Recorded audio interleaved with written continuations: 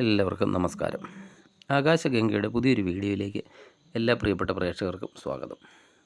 2026 September മാസത്തിലേക്ക് നാം പ്രവേശിക്കുമ്പോൾ മീനക്കൂറിൽ വരുന്ന പൂരുരുട്ടാതിയുടെ അവസാനത്തെ കാൽഭാഗം ഉത്രട്ടാതി പോലെ രേവതി എന്നീ നക്ഷത്രക്കാർക്ക് എന്തൊക്കെ അനുഭവങ്ങളും വെല്ലുവിളികളുമാണ് ഈ സെപ്റ്റംബർ മാസം ഉണ്ടാകുന്നത് എന്നതിനെപ്പറ്റിയാണ് ഇന്നത്തെ വീഡിയോയിലൂടെ പരിശോധിക്കുന്നത്. ആദ്യം ഈ മാസത്തെ ഗ്രഹനില ഒന്ന് പരിശോധിച്ചാൽ ശനി സ്വന്തം രാശിയായ മീനത്തിൽ വക്രഗതിയിലാണ് നിൽക്കുന്നത്. അതുപോലെ ഭാഗ്യകാരിയായ വ്യാഴം കർക്കിടകൻ രാശിയിൽ ഉച്ചസ്ഥനായി നിൽക്കുന്നു. സൂര്യൻ സെപ്റ്റംബർ 16 വരെ 6-ാം ഭാവമായ ചിങ്ങത്തിലും തുടർന്ന് 7-ാം ഭാവമായ കന്നിരാശിയിലൂടെയും സഞ്ചരിക്കുന്നു. ചൊവ്വ സെപ്റ്റംബർ 18 വരെ 4-ാം ഭാവമായ മിഥുനത്തിലും തുടർന്ന് 5-ാം ഭാവമായ കർക്കിടകത്തിൽ നീചസ്ഥനായി നിൽക്കുന്നു. ബുധൻ സെപ്റ്റംബർ 7 വരെ ചിങ്ങത്തിലും സെപ്റ്റംബർ 26 വരെ ഉച്ചരാശിയായ കന്നിയിലും തുടർന്ന് തുലാം രാശിയിലേക്കും രാശി മാറുന്നു. ശുക്രൻ സെപ്റ്റംബർ മാസം മുഴുവൻ സ്വക്ഷേത്രമായ തുലാം രാശിയിൽ 8-ാം ഭാവത്തിലാണ് നിൽക്കുന്നത്. രാഹു 12-ാം ഭാവത്തിലും കേതു 6-ാം ഭാവത്തിലും സ്ഥിതി ചെയ്യുന്നു. ഈ ഒരു ഗ്രഹനില അനുസരിച്ച് മീനക്കൂറുകാരുടെ സെപ്റ്റംബർ മാസം എന്തൊക്കെ ഗുണദോഷങ്ങളാണ് ഉണ്ടാകുന്നത് എന്നാണ് പരിശോധിക്കുന്നത്. ആദ്യം തൊഴിൽ മേഖല എങ്ങനെ പോകും എന്ന് നോക്കാം. നിങ്ങളുടെ ജന്മരാശിയിൽ തന്നെ ശനി നിൽക്കുന്നുണ്ട്. എന്നാൽ ജോലിയിലൊക്കെ അധ്വാനമൊക്കെ വർദ്ധിക്കും. മുൻപ് 1-2 മണിക്കൂറൊക്കെ കൊണ്ട് ചെയ്തു തീർത്തിരുന്ന ജോലികൾക്ക് ഇപ്പോൾ കൂടുതൽ സമയവും ശ്രദ്ധയും ഒക്കെ നൽകേണ്ടതായി വരാം. അതുപോലെ അനാവശ്യമായ മേലധികാരികളുടെ സമ്മർദ്ദം അല്ലെങ്കിൽ ഒപ്പമുള്ളവരുടെയൊക്കെ അലസതയൊക്കെ കാരണം നിങ്ങളുടെ തലയിൽ കൂടുതൽ ഉത്തരവാദിത്തങ്ങളൊക്കെ വന്നു ചേരാനും സാധ്യതയുണ്ട്. സെപ്റ്റംബർ 16 വരെ സൂര്യൻ നിങ്ങളുടെ 6-ാം ഭാവമായ ചിങ്ങത്തിലാണ്. ഈ സൂര്യൻ 6-ാം ഭാവമായി ചിങ്ങത്തിൽ സഞ്ചരിക്കുന്നത് സർക്കാരിലോ അല്ലെങ്കിൽ വലിയ കോർപ്പറേറ്റ് സ്ഥാപനങ്ങളിലോ ഒക്കെ ജോലി ചെയ്യുന്നവർക്ക് സമയം മികച്ചതാക്കും.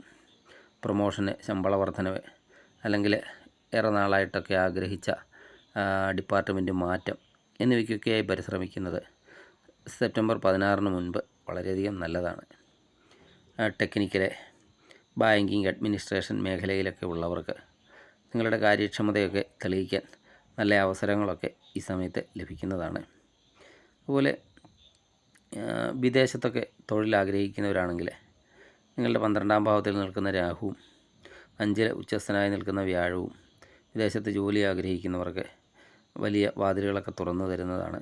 വിസ തടസ്സങ്ങളൊക്കെ മാറിക്കിട്ടാനും വിദേശത്തെ പുതിയ തൊഴിൽ കരാറുകളിലൊക്കെ ഏർപ്പെടാനും സെപ്റ്റംബറിൻ്റെ ആദ്യ പകുതി വളരെ അനുകൂലമാണ്. അതുപോലെ ജോലി മാറ്റത്തെ പറ്റിയൊക്കെ ചിന്തിക്കുന്നവരാണെങ്കിൽ നിലവിലൊക്കെയുള്ള ജോലിയിൽ മടുപ്പൊക്കെ തോന്നി പുതിയ ജോലിയിലേക്കൊക്കെ മാറാൻ ആഗ്രഹിക്കുന്നവർക്ക് സെപ്റ്റംബർ 7 മുതൽ 26 വരെയുള്ള സമയം ബുധൻ കന്നിരാശിയിൽ ഉച്ചസ്ഥനായി നിൽക്കുന്ന സമയം അനുയോജ്യമാണ്. എന്നാൽ കയ്യിലുള്ള ജോലി രാജിവെച്ചിട്ട് പുതിയ ജോലിക്കായിട്ട് കാത്തിരിക്കരുത്. പുതിയ ജോലി ഉറപ്പായതിന് ശേഷം മാത്രം മാറ്റത്തെക്കുറിച്ച് ചിന്തിക്കുക. 6-ലൊക്കെ കേതു നിൽക്കുന്നത് സഹപ്രവർത്തകരിൽ നിന്നുള്ള എതിർപ്പുകളെയൊക്കെ അതിജീവിക്കാനുള്ള ശക്തി നൽകുന്നതാണ്. സെപ്റ്റംബർ 16 ശേഷം സൂര്യൻ 7-ാം ഭാവത്തിലേക്ക് മാറുന്നതോടെ സഹപ്രവർത്തകരുമായോ അല്ലെങ്കിൽ കീഴുദ്യോഗസ്ഥരുമായോ ഒക്കെ ചെറിയ ആശയക്കുഴപ്പങ്ങളൊക്കെ വരാനും സാധ്യതയുണ്ട്. നിങ്ങളുടെ വ്യക്തിപരമായ വിശേഷങ്ങളോ ഓഫീസിലെ അതൃപ്തികളോ ഒക്കെ സഹപ്രവർത്തകരോട് തുറന്നു പറയാതിരിക്കുക. അത് നിങ്ങൾക്കെതിരെ തന്നെയുള്ള ഒരു ആയുധമാക്കാനും സാധ്യതയുണ്ട്. ഇനി ബിസിനസ്സുകാർക്ക് എങ്ങനെ പോകും എന്ന് നോക്കാം. ബിസിനസ്സിൻ്റെ കാരകനായ ബുധൻ സെപ്റ്റംബർ 7 മുതൽ 26 വരെ ഉച്ചരാശിയായ കന്നിയിലൊക്കെ സഞ്ചരിക്കുന്നു. നിങ്ങളുടെ 7-ാം ഭാവമാണ്. 7-ാം ഭാവത്തിലാണ് ഉച്ചസ്ഥിതി സംഭവിക്കുന്നത്. റീറ്റെയിൽ, ഹോൾസെയിൽ, അതുപോലെ ടെക്സ്റ്റൈൽസ്, ഫുഡ് ആൻഡ് ഇലക്ട്രോണിക്സ് മേഖലയിലൊക്കെ ബിസിനസ് ചെയ്യുന്നവർക്ക് സെപ്റ്റംബർ 7 മുതൽ വിപണിയിലൊക്കെ നല്ല മുന്നേറ്റമുണ്ടാകും. ഉപഭോക്താക്കളെയൊക്കെ ആകർഷിക്കാൻ പുതിയ മാർക്കറ്റിംഗ് രീതികൾ അല്ലെങ്കിൽ ഡിജിറ്റൽ പരസ്യങ്ങളൊക്കെ സ്വീകരിക്കുന്നത് ബിസിനസ് ഇരട്ടിയാക്കാൻ നിങ്ങളെ സഹായിക്കുന്നതാണ്. പാർട്ട്ണർഷിപ്പ് ബിസിനസ്സൊക്കെ ചെയ്യുന്നവർ 7-ാം ഭാവത്തിലെ ബുധൻ്റെ സാന്നിധ്യം പുതിയ പ്രൊജക്റ്റുകളൊക്കെ പാർട്ട്ണർഷിപ്പിൽ കൊണ്ടുവരാൻ സഹായിക്കും. എന്നാൽ സെപ്റ്റംബർ 16 ശേഷം 7-ലേക്ക് സൂര്യനൊക്കെ എത്തുന്നതിനാലും 8-ാം ഭാവത്തിലെ ശുക്രൻ്റെ സ്ഥാനമൊക്കെ കാരണം ബിസിനസ് പാർട്ട്ണറുമായി സാമ്പത്തിക കാര്യങ്ങളിൽ സുതാര്യതയൊക്കെ പുലർത്തേണ്ടതാണ്. അതുപോലെ പുതിയ നിക്ഷേപങ്ങളൊക്കെ നടത്തുന്നതിൽ അതുപോലെ ലാഭവിഹിതത്തിൻ്റെ കാര്യത്തിലൊക്കെ കൃത്യമായ ഒരു ലീഗൽ കരാറുകൾ ഉണ്ടായിരിക്കുന്നത് നന്നായിരിക്കും. ഇനി ധനപരമായി നിങ്ങൾക്ക് ഈ മാസം എങ്ങനെ ഉണ്ടാകുമെന്ന് നോക്കാം. 5-ാം ഭാവത്തിൽ വ്യാഴം ഉച്ചസ്ഥനായിട്ടൊക്കെ നിൽക്കുന്നതിനാൽ സാമ്പത്തികമായി വലിയൊരു സംരക്ഷണം നിങ്ങൾക്ക് ലഭിക്കുന്നതാണ്. മുൻപേ പണം ഒക്കെ ആർക്കെങ്കിലും കൊടുത്ത് അത് തിരികെ കിട്ടില്ല എന്ന് കരുതിയ പണം അല്ലെങ്കിൽ കിട്ടാൻ താമസിക്കുന്ന കുടിശ്ശികകളൊക്കെ ഈ മാസം നിങ്ങളുടെ കയ്യിൽ എത്തിച്ചേരുന്നതാണ്. ഷെയർ മാർക്കറ്റ്, അതുപോലെ ചിട്ടികൾ അല്ലെങ്കിൽ മുൻകാല നിക്ഷേപങ്ങൾ എന്നിവയിൽ നിന്നൊക്കെ പ്രതീക്ഷിച്ചതിലും മികച്ച ലാഭം സെപ്റ്റംബറിൻ്റെ ആദ്യ പകുതിയിൽ തന്നെ ലഭിക്കാനും സാധ്യതയുണ്ട്. 6-ാം ഭാവത്തിൽ മാസത്തിൻ്റെ ആദ്യം സൂര്യൻ നിൽക്കുന്നതിനാൽ ബാങ്ക് വായ്പകൾക്കൊക്കെ അപേക്ഷിച്ചവർക്ക് അനുമതിയൊക്കെ ലഭിക്കും. എന്നാൽ 12-ാം ഭാവത്തിൽ രാഹു നിൽക്കുന്നതിനാൽ കിട്ടുന്ന വായ്പ അനാവശ്യ കാര്യങ്ങൾക്ക് ചെലവഴിക്കാതെ പഴയ കടങ്ങളൊക്കെ വീട്ടിൽ തീർക്കാൻ ഉപയോഗിക്കുന്നതായിരിക്കും ബുദ്ധി. 12-ാം ഭാവത്തിലെ രാഹുവും 8-ാം ഭാവത്തിലെ ശുക്രനുമൊക്കെ യാത്രകൾക്കും ആഡംബര വസ്തുക്കൾക്കുമൊക്കെ വേണ്ടി അനാവശ്യ ചെലവുകളൊക്കെ ഉണ്ടാക്കാം. ഈ കാര്യത്തിലൊക്കെ അല്പം ശ്രദ്ധിക്കണം. അതുപോലെ സെപ്റ്റംബർ 18-ന് ശേഷം ചൊവ്വ നീചനാകുന്നതോടെ കുടുംബത്തിലെ മുതിർന്നവരുടെയോ അല്ലെങ്കിൽ സ്വന്തം ആരോഗ്യത്തിൻ്റെ ആവശ്യങ്ങൾക്കൊക്കെ വേണ്ടി പെട്ടെന്ന് പണമൊക്കെ ചെലവഴിക്കേണ്ടതായി വന്നേക്കാം. അതിനാൽ ഒരു ചെറിയ തുക എപ്പോഴും കരുതൽ ധനമായി മാറ്റിവെക്കുന്നതും നന്നായിരിക്കും.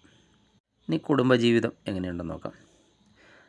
ജന്മശനിയും സെപ്റ്റംബർ 16-ന് ശേഷമുള്ള 7-ലെ സൂര്യൻ്റെ സഞ്ചാരവുമൊക്കെ ദമ്പതികൾക്കിടയിൽ ചെറിയ രീതിയിലുള്ള വാക്ക് തർക്കങ്ങൾക്കോ അഭിപ്രായ വ്യത്യാസങ്ങൾക്കോ ഒക്കെ ഇടയാക്കിയേക്കാം. സംശയരോഗം, അനാവശ്യ വാശി എന്നിവ പങ്കാളിയോടൊക്കെ കാണിക്കാതിരിക്കുക.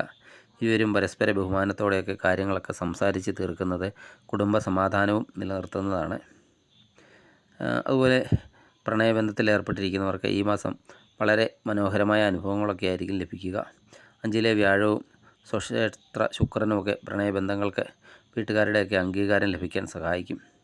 വിവാഹാലോചനകളൊക്കെ നടക്കുന്ന മീനൻ രാശിക്കാർക്ക് അനുയോജ്യമായ ജീവിത പങ്കാളിയെ കണ്ടെത്താനും വിവാഹമൊക്കെ ഉറപ്പിക്കാനും സാധിക്കുന്ന സമയമാണ്. അതുപോലെ സന്താനങ്ങളില്ലാതെ വിഷമിക്കുന്നവർക്കാണെങ്കിൽ പുതിയൊരു അതിഥിയുടെ വരവിനെക്കുറിച്ചൊക്കെയുള്ള സന്തോഷ വാർത്തയൊക്കെ ലഭിക്കാനും സാധ്യതയുണ്ട്. മക്കളുടെ പഠനത്തിലോ അല്ലെങ്കിൽ ജോലിയിലോ ഒക്കെ ഉണ്ടാകുന്ന വളർച്ചയും നിങ്ങൾക്ക് അഭിമാനം ഉണ്ടാക്കുന്ന സമയമാണ്. ഇനി വിദ്യാർത്ഥികളുടെ കാര്യം നോക്കിയാൽ പഠനത്തിൽ വിദ്യാർത്ഥികൾക്ക് നല്ല രീതിയിലുള്ള ശ്രദ്ധ കേന്ദ്രീകരിക്കാൻ പറ്റുന്ന മാസമാണ്. പരീക്ഷകളിലൊക്കെ ഉയർന്ന മാർക്ക് വാങ്ങാനും അധ്യാപകരുടെയും മാതാപിതാക്കളുടെയും ഒക്കെ പ്രശംസ പിടിച്ചു പറ്റാനും സാധിക്കുന്ന സമയമാണ്. എൻട്രൻസ് പരീക്ഷകൾ, അതുപോലെ കോമ്പറ്റീറ്റീവ് എക്സാമൊക്കെ എഴുതുന്നവർക്ക് നല്ല രീതിയിലുള്ള വിജയം ലഭിക്കുന്നതാണ്. വിദേശത്തൊക്കെ പോയി പഠിക്കാൻ ആഗ്രഹിക്കുന്ന വിദ്യാർത്ഥികൾക്ക് വിസ നടപടികളൊക്കെ വേഗത്തിലാകുകയും അഡ്മിഷനൊക്കെ ഉറപ്പാകുകയും ചെയ്യുന്ന സമയം കൂടിയാണ്. ഇനി മീനക്കൂറുകാരുടെ ആരോഗ്യകാര്യം നോക്കിയാൽ ജന്മശനിയൊക്കെ നിൽക്കുന്നതിനാൽ പാദങ്ങളിലെ മുട്ട് അല്ലെങ്കിൽ സന്ധികൾ എന്നിവയിലൊക്കെ വേദനയോ അല്ലെങ്കിൽ ക്ഷീണമോ ഒക്കെ അനുഭവപ്പെടാം. വാതസംബന്ധമായ രോഗങ്ങളൊക്കെ ഉള്ളവരാണെങ്കിൽ തണുത്ത ആഹാരങ്ങളൊക്കെ ഒഴിവാക്കുക. അതുപോലെ വയറ് സംബന്ധമായ അസ്വസ്ഥതകൾ ഉണ്ടാകാതെയും ശ്രദ്ധിക്കേണ്ടതാണ്. ഭക്ഷണകാര്യത്തിലൊക്കെ ശ്രദ്ധ പുലർത്തുക.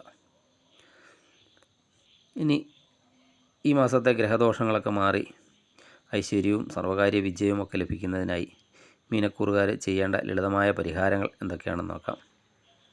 ശനിയാഴ്ചകളിൽ ശാസ്താക്ഷേത്രത്തിൽ നീരാഞ്ജനം വഴിപാട് കഴിക്കുക.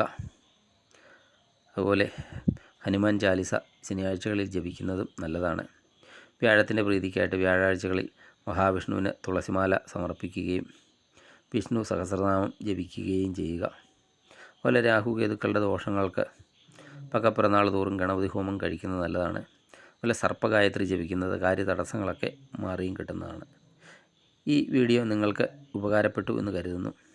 വീഡിയോ ഇഷ്ടമായെങ്കിൽ ലൈക്ക് ചെയ്യുക. അതുപോലെ സബ്സ്ക്രൈബ് ചെയ്യാതെ വീഡിയോ കാണുന്നവരാണെങ്കിൽ ദയവായി സബ്സ്ക്രൈബ് ചെയ്ത് കാണുക. മറ്റൊരു വീഡിയോയുമായി വീണ്ടും കാണാം. നന്ദി, നമസ്കാരം.